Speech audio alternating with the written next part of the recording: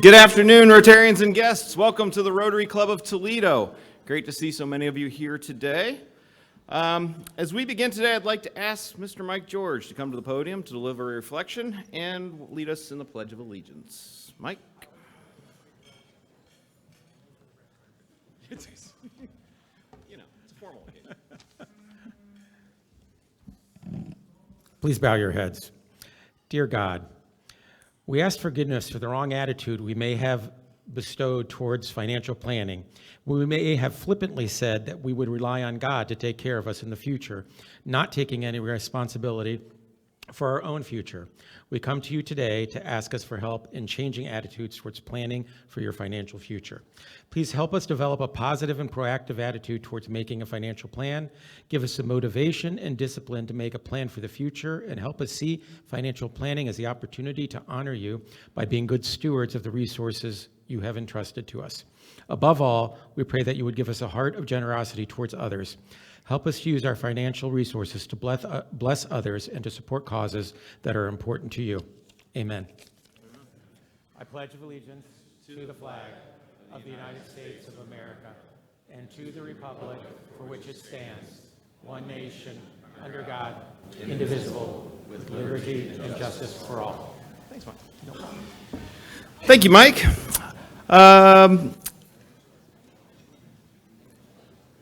Sorry, I had something from my script we usually have. As we begin today, do we have any visiting Rotarians in the room? If so, would you please come to the floor, Mike, and say hi to us and let us know who you are? We've got some good ones today. Come on, Deb.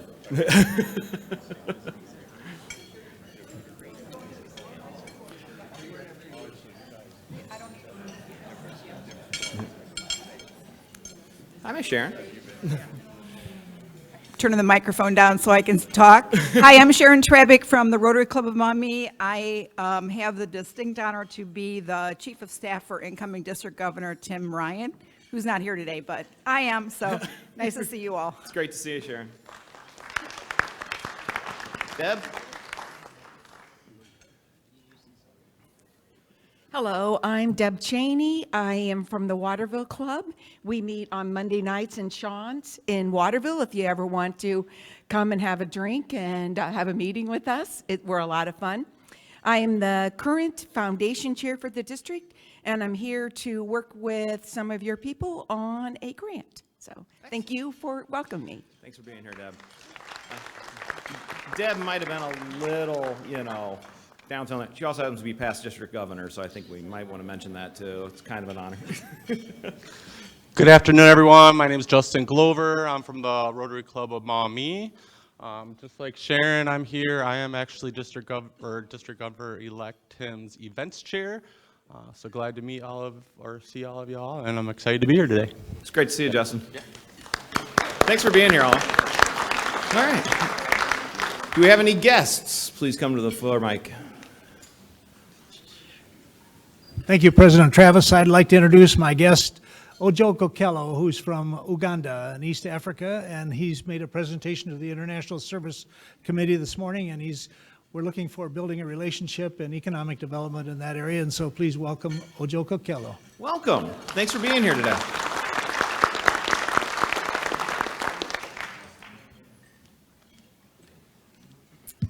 Hi, President Travis and fellow Rotarians. It is my pleasure to introduce a good friend of mine, Herb Ortley with the Coast Guard, and another friend of mine, Donna Malone with Moms Demand Action. Excellent. Welcome to you both. Thanks for joining us.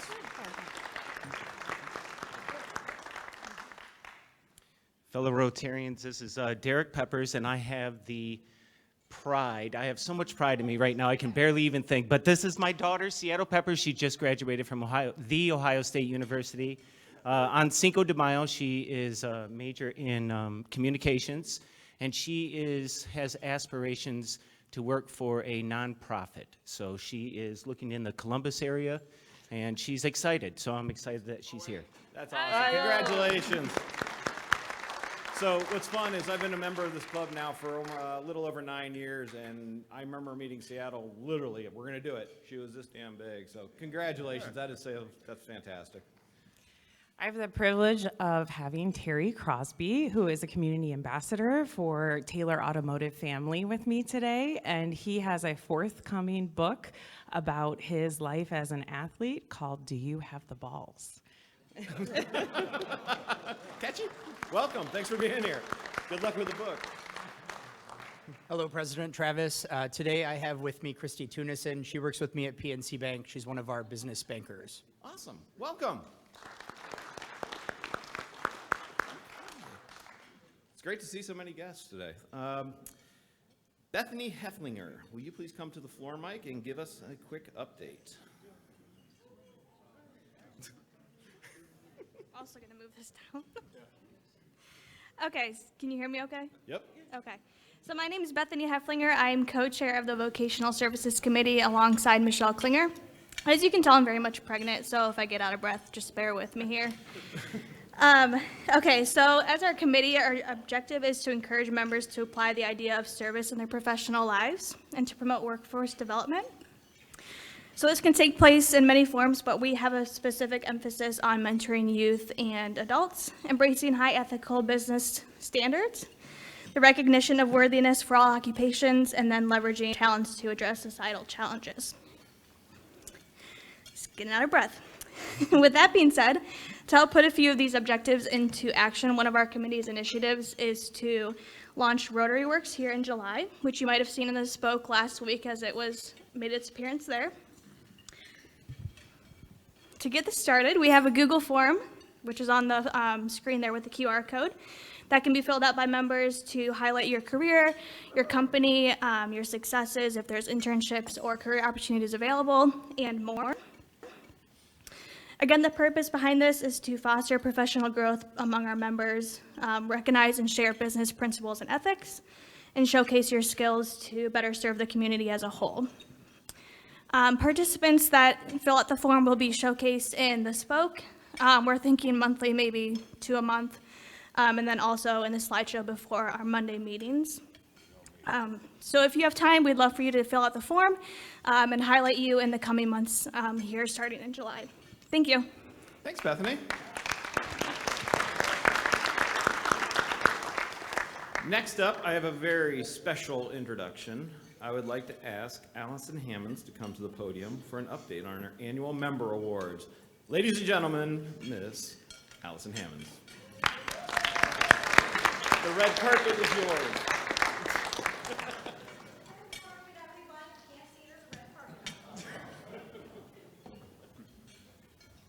Hello, everyone.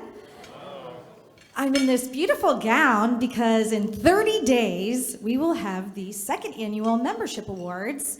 Myself and my other cohort, Max Reddish, who is back there, and he and I are going to be emceeing the event for the second year in a row. We are very excited about the event. You do not have to come in like black tie, but Max and I dress up for it because you might think of it like the Emmys or the Tonys or the Grammys. So we really would love to have more people join us this year. So please come on June 20th to our membership awards, second annual, and we have a ton of fun. There's jokes and there's music and there's pictures, and if you wanna, what? Oh, and cocktails. Of course there's cocktails and lots of food. But yes, please come and have some fun with us. We really enjoyed it last year, and we'd love to have even more people at our event this year. Thanks, Allison. Again, I love that we are focused on so many serious topics as a club, but that's the kind of stuff that makes it fun to come around and be a part of, and you got to have a mix of everything to make it worthwhile. So come out, join us for the membership awards on June 20th, everybody. Next up, Mr. Adam Cassie, will you please come to the podium for a new member introduction?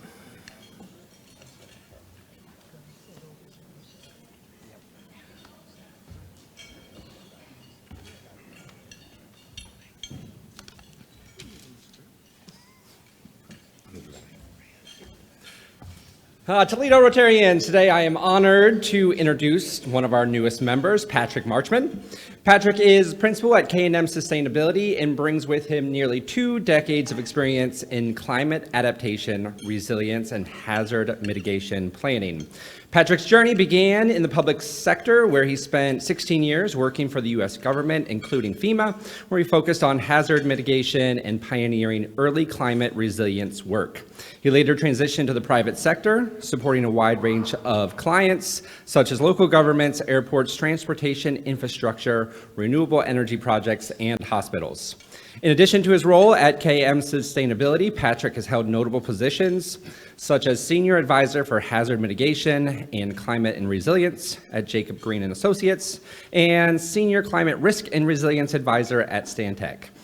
Patrick's contributions to climate adaptation and sustainability are recognized globally. He developed a climate risk methodology for 24 airports worldwide that was chosen by the Coalition for Disaster Resilient Infrastructure.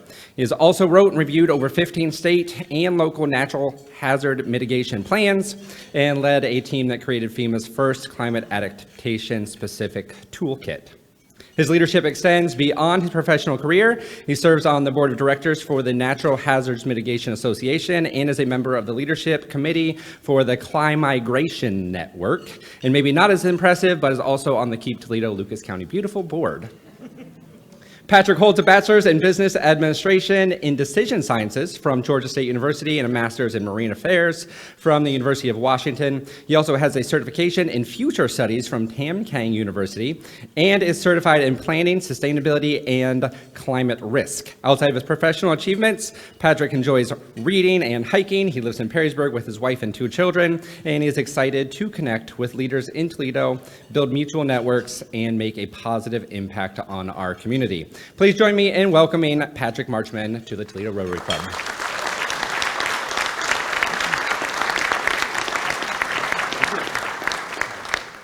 Thank you. So what do I say? Just say thanks. All right. Hi, everybody. Wow, that was quite an introduction. What I'm going to say is not going to live up to that, but just want to say thank you. Very nice to meet you. Happy to be here. And yeah, if anybody has any needs in those areas, feel free to connect with me at any time. Looking forward to getting involved and meeting as many people as possible. So thank you. Thank you. Welcome. Thank you, Adam. Welcome. Next up, got a few things to mention this week. On Thursday night, a bunch of us went to the Partners in Education for the Love of Pi event. There you see the Rotarian contingent there. For those of you who don't know, 30 years ago, this club was part of the founding group of Partners in Education, so it is a cause near and dear to this club's heart. So congratulations to them on 30 years. It was a fantastic event. We had a great time.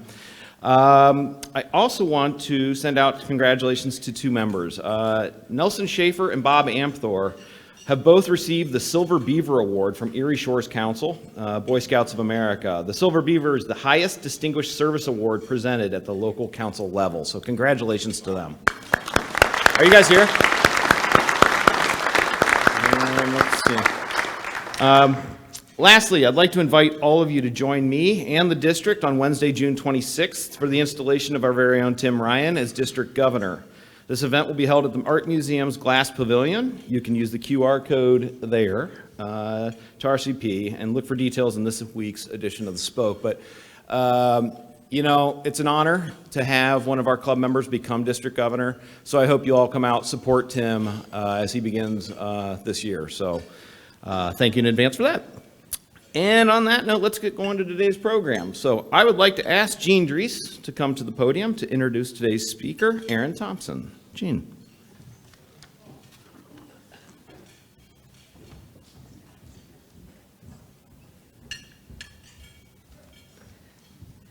Hello, fellow Rotarians. I'm excited to bring Erin Thompson as a speaker. I have heard her many times, but I'll read you her bio, and I'm sure we'll have questions at the end about how long is Social Security really going to be solvent and all those good things. So a little bit about Erin. Public Affairs Specialist is her title here locally with the Social Security Administration. She has a BS in Criminal Justice, graduated summa cum laude, University of Toledo. Also has a degree law enforcement technology with high honors from Owens. But in her career so far, I think it's been pretty much in this area. I don't know if you've moved around. Erin is a native of Toledo, joined the Social Security Administration in 2001 upon graduating from the University of Toledo. She started her career as a claims representative, specializing in retirement, survivorship, disability, and health insurance. She was then promoted to the public affairs specialist in 2004 and is the primary contact here locally for all things with the media, et cetera, outreach for Social Security. You can find Erin. She is all around town. I hear her all the time, or she's in the paper. You can listen to her on Social Security and You, a radio show on Proclaim FM. She is a regular guest of the Senior Bodyguard, a senior movement radio show which plays on many stations. She goes often on 1370 WSPD, and I guess that plays also out in Las Vegas. Who knew? Again, a few other highlights. Erin has been featured both by Cumulus and Clear Channel regularly on radio shows, has appearances at the Glass City Grind, and has been on Rebecca Rainier's Full Plate segment multiple times on Channel 13. So Erin's regular columns, lastly, appear in newspapers here locally, often the Toledo Blade, Monroe News, Toledo Journal, Sojourner's Truth, Key Shoppers News, The Press, Pathway Christian newspaper, and all things like that. So again, we're just really excited to have her here. She may not remember the story, but a few years back before I got recruited to UTMC and was joining the pension system for the first time, she was my go-to for making sure that Windfall Act was not going to have me trading benefits out of my 30 plus years in Social Security. So thank you for that. Here's Erin.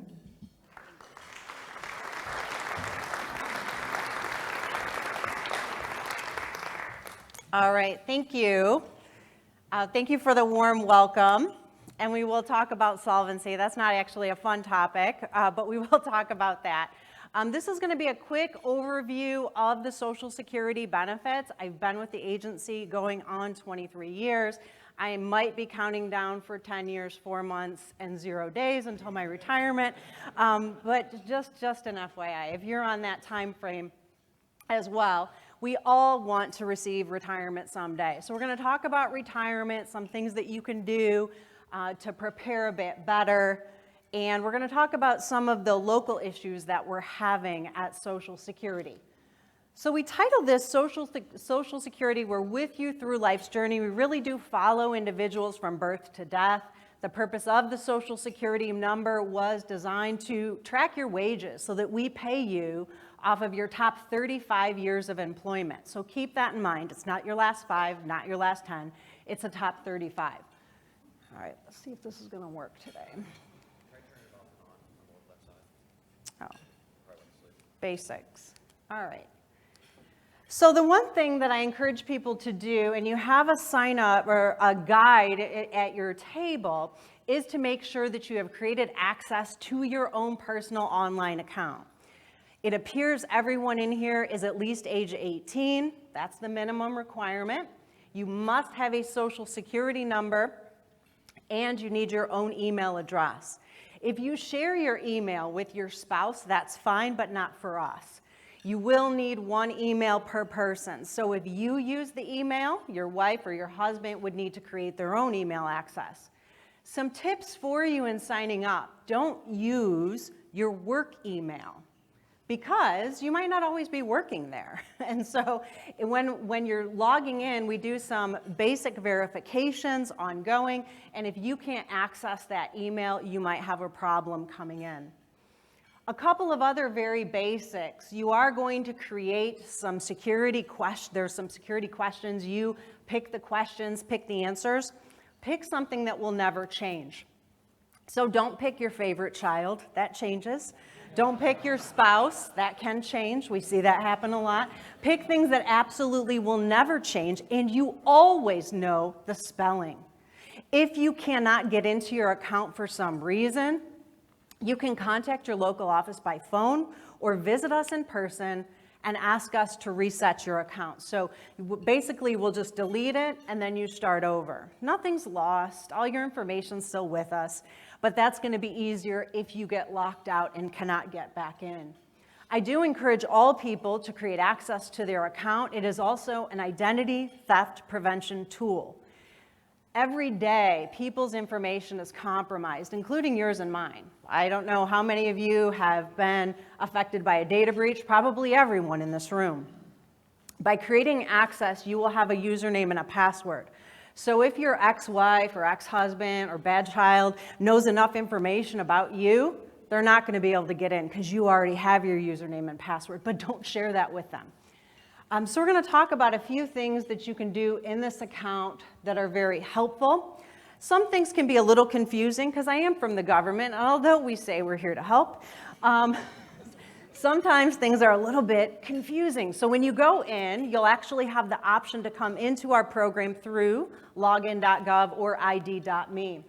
If you've created an account before but you haven't been in for a while, it's going to ask you to go in through one of these as well and update your information with us.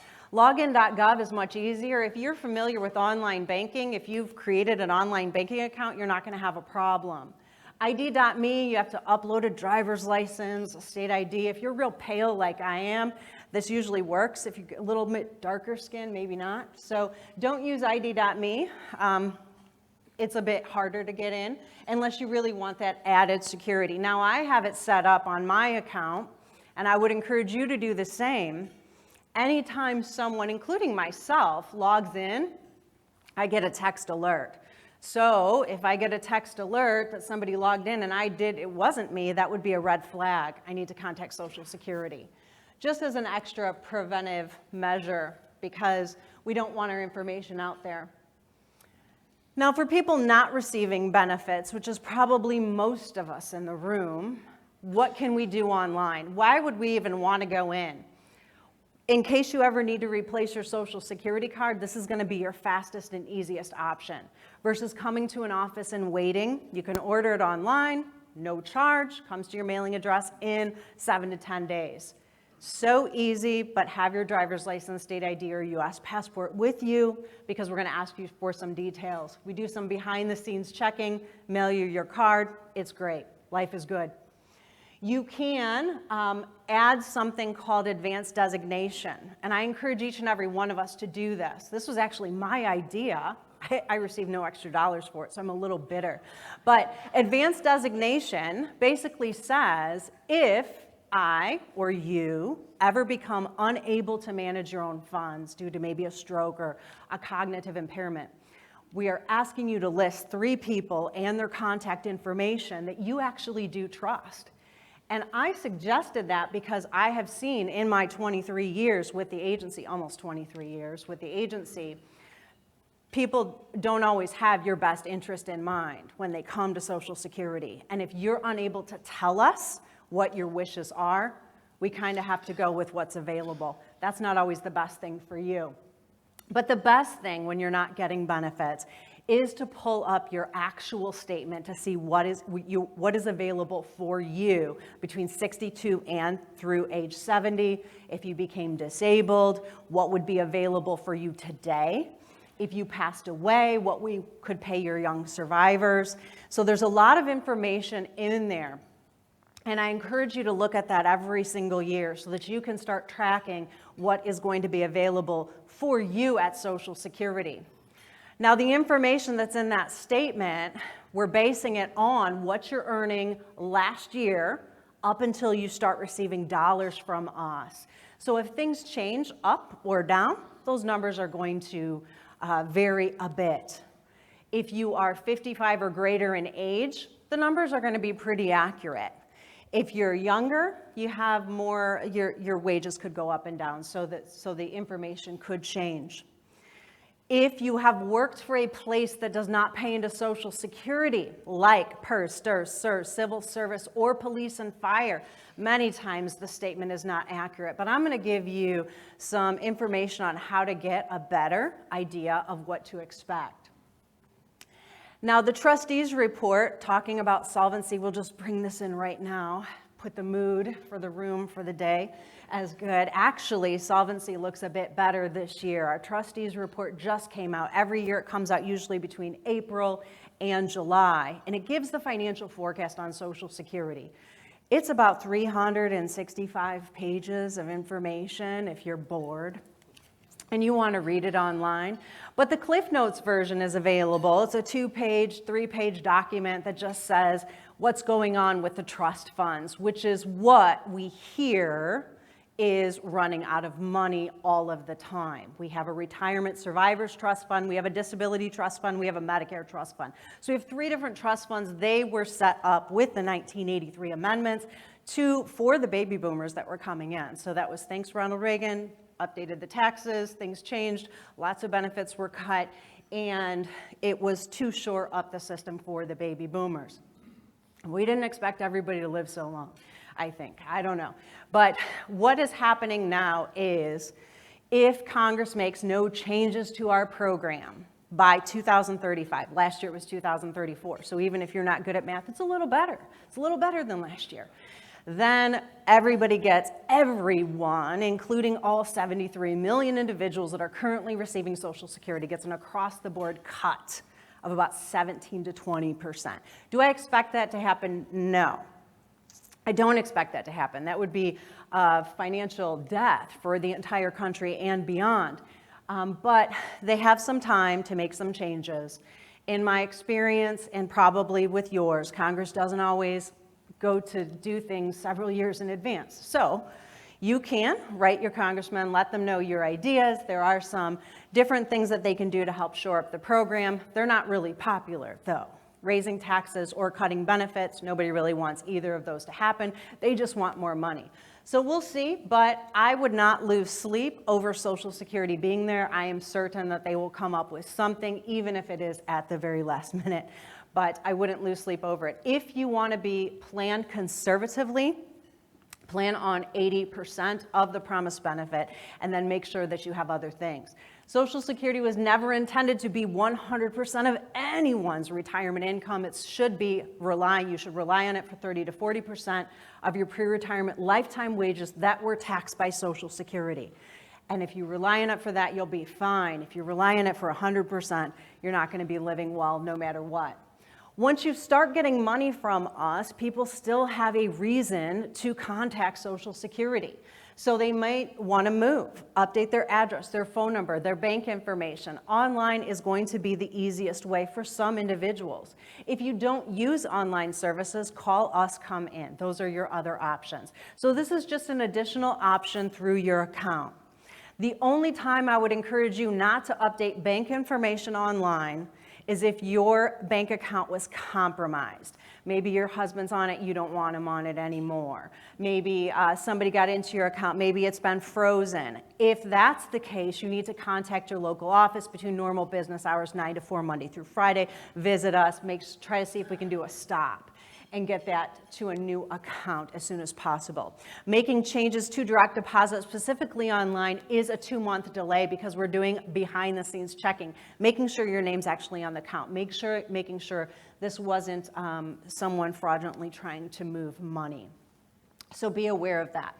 The replacement Medicare card, replacement Social Security card, 1099 for tax purposes. You can also, we've updated, you can actually pull up 5 years of tax records, 1099. So if you needed them, if you forgot to pay the IRS or something, they always want their money, you can pull that information up. Now this is very hard to read, but this is just a quick picture of what that online account looks like, your own Social Security statement. We have updated it to show a yearly amount from 62 through 70. It used to show 62 full retirement, which for most of us, if we were born 1960 and later, is age 67, and delayed benefits till age 70. Anyone over the age of 70 should absolutely reach out to Social Security and have us start their checks. There is no financial advantage.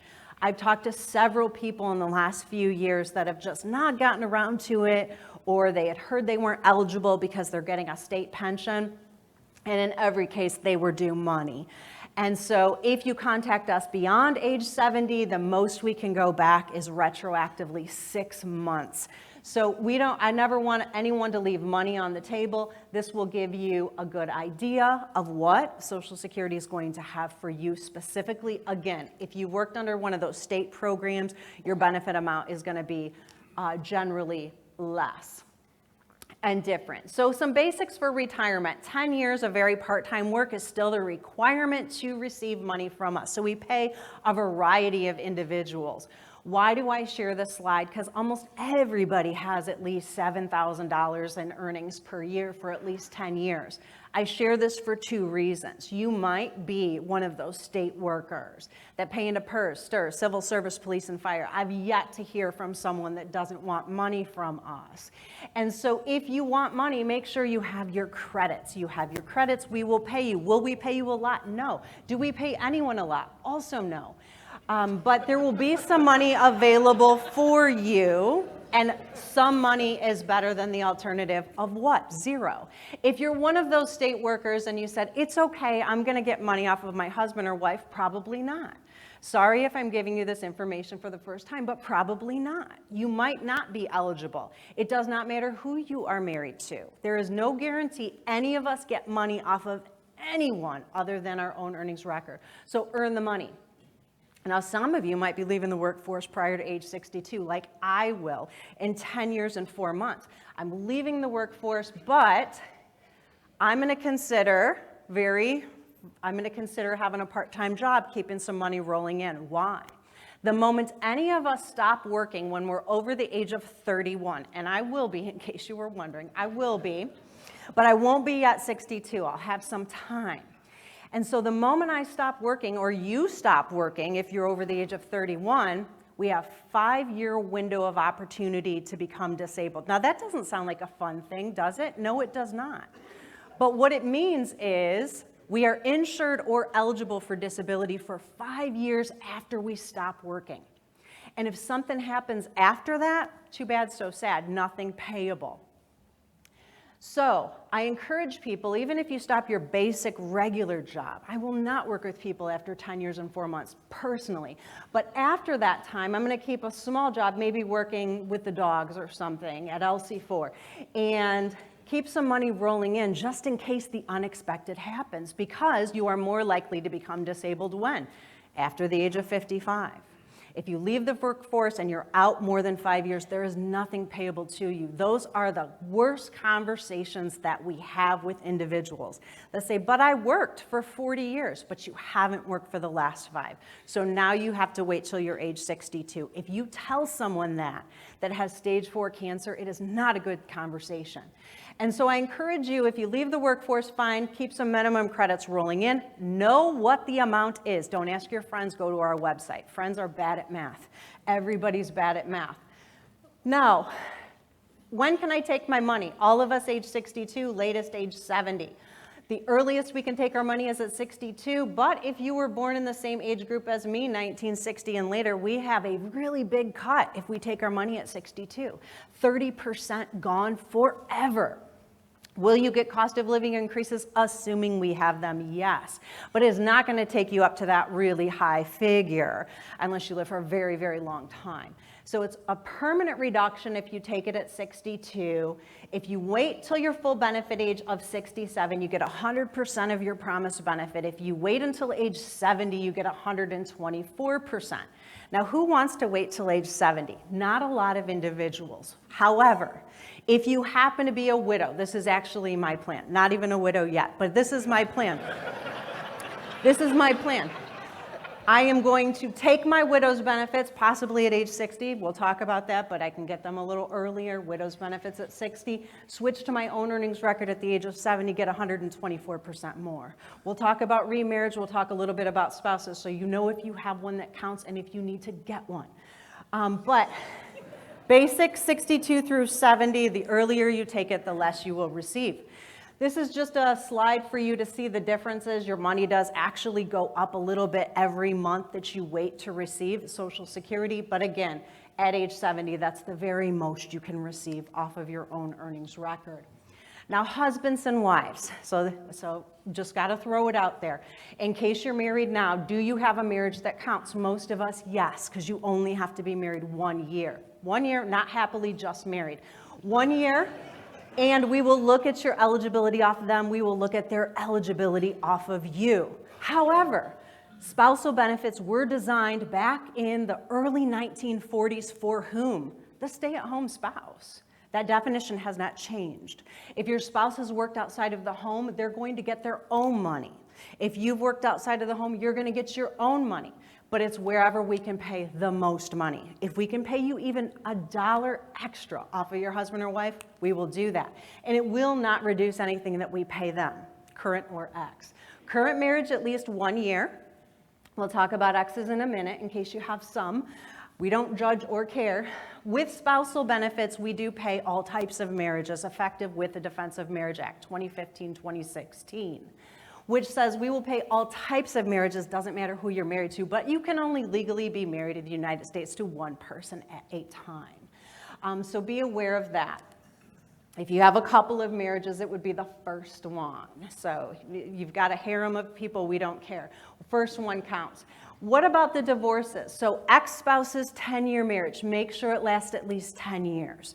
And I always tell people, like, look at the marriage certificate, and then add an extra month because people aren't good at math. If you have a 9-year, 11-month, 25-day marriage, does the government ever round up to your benefit? The answer is no. So make sure it lasts at least 10 years. Now, what if you have a current spouse and a couple of exes? That's okay, we don't care. We can pay everyone. However, if your current spouse is not aware of your prior marital history, do not have them with you when you file with us, okay? All of these things I've experienced, so I'm just sharing it doesn't turn out well. Same thing with extra kids that weren't with the current spouse. Not good. Don't have them with you. All right, so a couple of differences with ex-spouses. You're married to them for at least 10 years. Can they qualify off of you if they're not remarried? Yes. What if they were remarried but something happened to the new one? They're not currently remarried. We will look at their eligibility. Does not affect anything we pay you, does not affect anything we pay your current family unit. So ex-spouses are just bonus dollars, okay? Won't affect anything. Still, with your ex, when they come to file and they say, I would rather file off of my ex-husband, he made more money than me. That's nice. No. You will still file off of your own earnings record first. If there's anything extra, we will take it. You'll get some extra. And then we will give you some, we will let you know if there's nothing payable now, but should something unfortunate happen to him, we will let you know what you would be eligible for should he pass. Applying for benefits, what are your options? 3 to 4 months before you want something and it's realistic. I want my money now. It's not realistic. 3 to 4 months before then, I can file online, I can file in person, I can file over the phone, whatever works best for you. Survivor benefits, moving on. So now we have somebody has passed away. And all kidding aside, if you are currently married, you need to make sure that there is ample life insurance for both parties. I will share with you in my almost 23 years with the agency, I have never talked to a widow that said, he left me too much. Never. So make sure that there's plenty of life insurance because you absolutely cannot purchase that once the one party has passed. Now some good news. So if you're not currently married, but you've got somebody you're thinking about and they make a lot of money, how long do you have to be married? 9 months. Oh, we can all do that. We don't have to be happy, but we can make it last at least 9 months prior to their passing, and then we are eligible. What if it's not a 9-month marriage? Should you check? Yes, there's always exceptions with government. Accidental death, you only have to be married the day, basically. So, now what is accidental death? He accidentally fell off the ladder, not I pushed him off the ladder. That would not be accidental death. And if you commit murder, you will never receive off of that individual. Now, if you get a plea deal or something, we can talk. But most of the time, the answer is no. So 9-month marriage is what we're gearing for. Now, if you reach out to Social Security and you say, we were only married a couple of days, do I qualify for something? You will still qualify for the one-time $255 lump sum death benefit. And so we'll pay that and then we'll screen you and see. Now, you'll notice with widows and widowers, the age, a little earlier. See, I was smiling big already. So I said, I've decided I'm going to get widow's benefit when I'm 60. I'm still not a widow, but it'll probably happen. And then I'll switch to my own earnings record at the age of 70. That's my plan. That's my actual goal. But It depends on where you are. If you have options, if you reach out to Social Security and say, I've been a widow a couple times, I've got my own retirement, we're gonna run those numbers for you. We're gonna see what's gonna be the best option for you. Survivor benefits at this time are not online because there's too many nuances. We need to check a lot of things and talk with you, make sure that you meet all the criteria. We do pay kids, so like for myself, for younger individuals that have young kids, if you passed away, if the other parent passed away, we can pay children up to 75% of your full benefit. And that is something that, you know, none of us want to pass away, but life happens and things happen all the time. We see young people pass all the time, and there are those benefits available for those kids. Most of the time, you can have unlimited spouses. Most of the time, you can have about 2 kids. More than 2, they start splitting what is available. If you're receiving retirement with young kids, don't do that. I mean, kids are expensive, but if you are retirement age and you do have kids under the age of 19, they can also receive a Social Security benefit, about 50% of your full benefit. And if you happen to have a child that was born with a disability or a child that was disabled prior to their 22nd birthday, they can also qualify potentially forever off your earnings record. Now you'll notice widows and widowers, 50 to 59 and a half, you can qualify earlier if the surviving spouse has a disability. So there's special different rules for individuals. It always makes sense to call us when somebody passes away and see, do you meet this criteria? If we say no, when will you qualify? When should you reach back out to us? We do pay young families, their young kids, and also their young surviving spouses. If they're working but they're not making very much money, they can qualify if they're young families until the youngest child turns the age of 16. So there's a lot of different benefits. The big thing with survivor benefits is I could be a widow, I plan on it, so I could be a widow and I could be a retiree. I'm going to get the higher of the 2, not both. So it's very important because a lot of us are planning on, I'm going to get my Social Security, my husband's going to have his Social Security, and life is going to be okay. But when one of us passes, we want to make sure that life's still okay. So you want to make sure you have some other things coming in. We can pay up to 100% of what the survivor was receiving. So if you're in the room thinking, I'm going to take my money at 62, but I have a much younger spouse or a spouse that's made much less money than me, you are limiting them to what you were receiving at the time of death. So that's not going to be an option for my spouse. He's got to wait. So you want to think not just about yourself, but also about what your survivors can receive. Minimum for survivor benefits is 71.5%, and that is based off of the age of the person that's living. So my husband dies at 45, and I start getting money at 60, as an example, I would get 71.5% of his full benefit. If I wanted 100%, I'd have to wait till my age 67, and then I could switch to my own earnings record.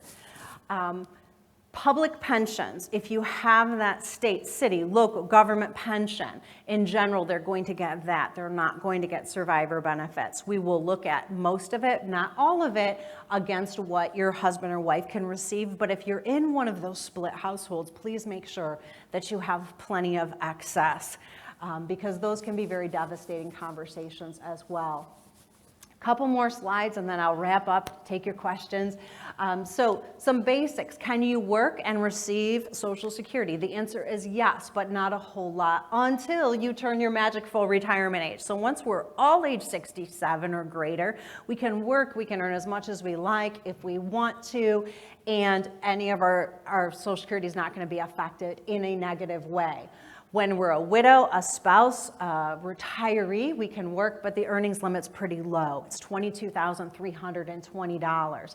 And that is gross wages. If you are a W-2 employee, if you are self-employed, that is net profit. So if you're going to be working much more than very part-time, most individuals will need to wait till close to their full retirement age. You will notice the year that you turn your full retirement age, there is a higher earnings limit. So if your full retirement age was next June, as an example, June 1st ongoing, you can work and earn as much as you like from January through May if you had started your money up a bit early. As long as you earned under $60,000 for those first 5 months, then you would be eligible. How does Social Security find out what you earn? The friends from the IRS let us know.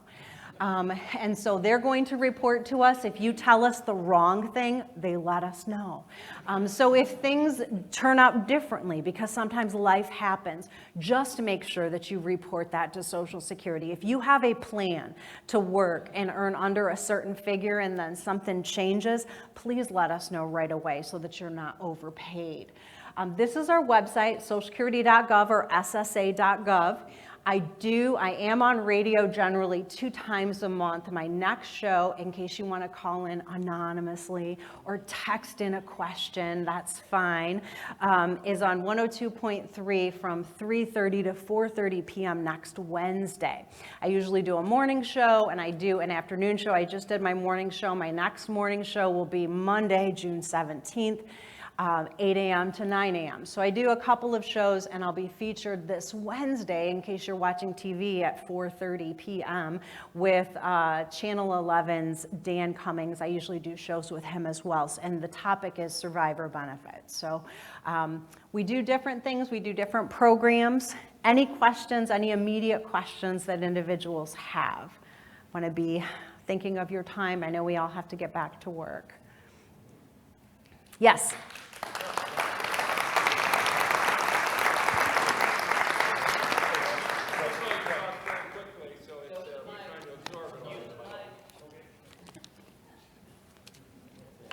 No, thanks for your talk today. You talked very quickly, so we were all kind of, or at least I was, trying to hang on to it. But it seems like everywhere we go these days, companies ask for your Social Security number.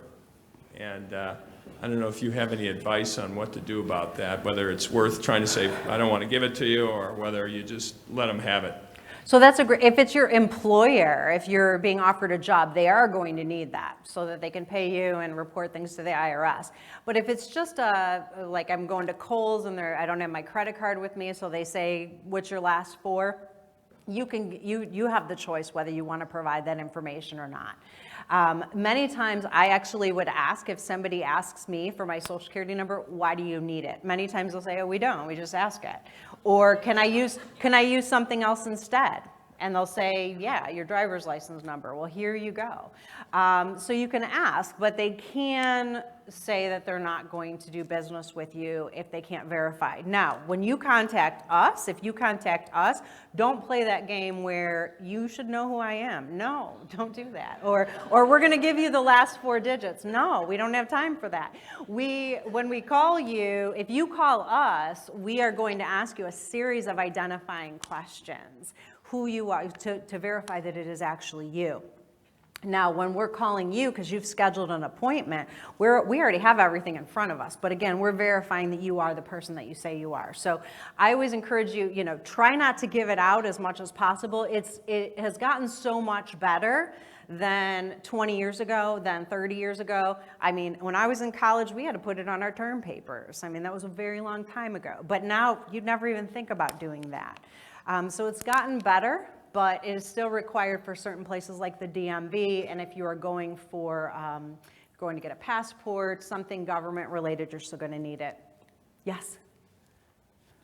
You just said the DMV, and that's where my mind went. When I go in there, there's a level of complexity, and when I'm in there, I say, that's about the last place I'd want to work. I'm sure. And then I listen to the complexity with which you deal, and I wonder about what's the morale like. Oh, terrible. In your office. So we're operating right now at 27% less staffing than we were 30 years ago. And even if you're not good at math, you know that we're helping more individuals with less people. So it is much more difficult to get through. We actually are in a quick hiring. We just have a small allocation to hire. Would I recommend it working for us? Probably not. But I mean, it depends on what your field is. Like if you're used to pain, like prison work, police, social work, school teachers, all of those individuals probably will do just fine at Social Security. But if you have a good place of employment, maybe not so much. So I hate to say that, but the morale's not the best. We've lost 6 employees just at the Toledo office. I actually have 5 2 states. They gave me an extra state for fun. No extra money, again. But I have Michigan and Ohio now, and it's a challenge to keep employees. We are always looking for good employees. Generally don't find them. But if you do know of anybody, usajobs.gov, please tell them we're always looking for some good employees. Any other questions? Is there anything in the works or something started already to increase the full retirement age, or are we looking to just get through baby boomers for now? So that's a great question. That would be up to Congress to make the changes. That is definitely one of the suggestions that they've kind of kicked around for a while, to increase the retirement age. The last time it was increased was with the 1983 amendments. I generally tell people, it didn't affect people for over 20 years. Usually with our big things that we make changes on, it does not affect people right away. So if you're, I'll say over the age of 45, you're probably okay. If you're under 45, you might be looking at 68, but that's just a guess. That's a mere guess. I can't speculate. We're Switzerland neutral when it comes to politics. I always say we hate everybody equally, but I mean, it's a possibility. That is one of the possibilities. There are definite things that they want to consider doing, but it's going to take Congress to make any of those big changes. Yes? Thank you for your presentation, Erin. Always a pleasure to have you here. Years ago, there was some discussion about equities within Social Security, whether or not individuals were going to be able to redirect investments or something like that. Is that completely off the table? Private accounts, so yeah, I mean, that's always something like on the back burner. Again, that would be something that Congress would have to add or change. The last thing that I saw, they were talking about an add-on option in addition to. So, I mean, your guess is as good as mine if that would ever go through as an option. Yes? How much of your presentation applies to somebody under railroad retirement? Great question. So railroad retirement actually pretty much follows most of Social Security's basic rules. With railroad, you receive money from the railroad board versus Social Security. The benefits are paid much more generously than under the Social Security program because we're at like 30 to 40% of pre-retirement income on average.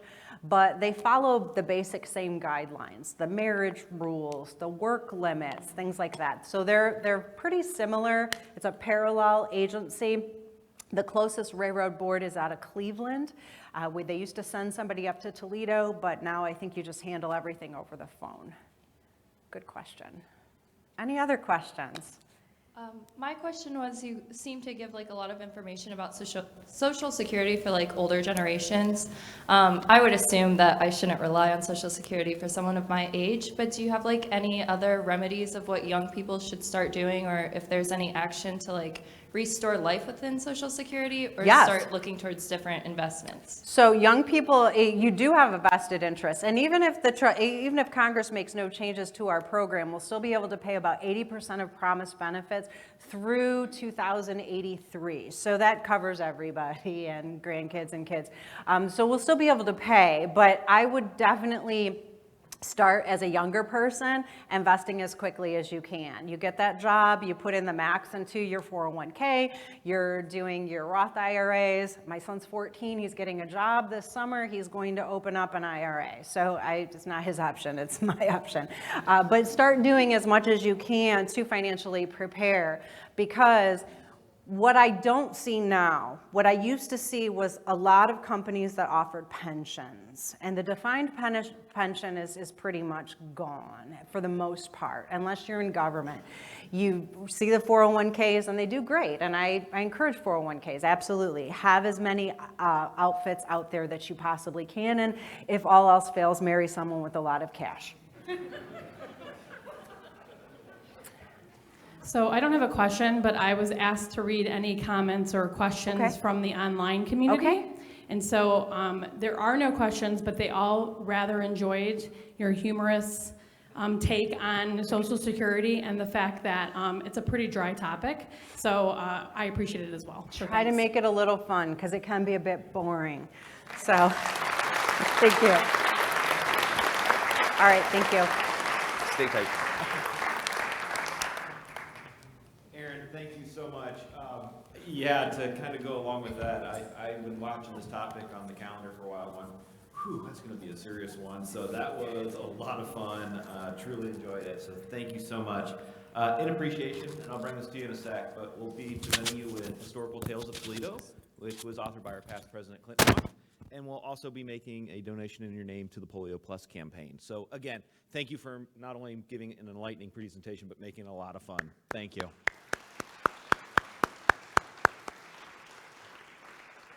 Okay. There is no meeting next week due to Memorial Day weekend, so I hope you all go out and enjoy your weekend, but also remember the reason we celebrate Memorial Day. There are 3 meetings this afternoon. The Program Committee will be meeting in Summit A, Peace Committee in Summit B, and the Youth Services got kicked out of the room, so they're going to be meeting in the common area outside of the Summit rooms. Don't forget, there's a new member orientation this Wednesday at 7 p.m. at Mommy Bay Brewing. It should be a good time, so if you've been in the club, I'll say less than 2 years, but if you just feel like coming out, come out to a new member orientation. With that,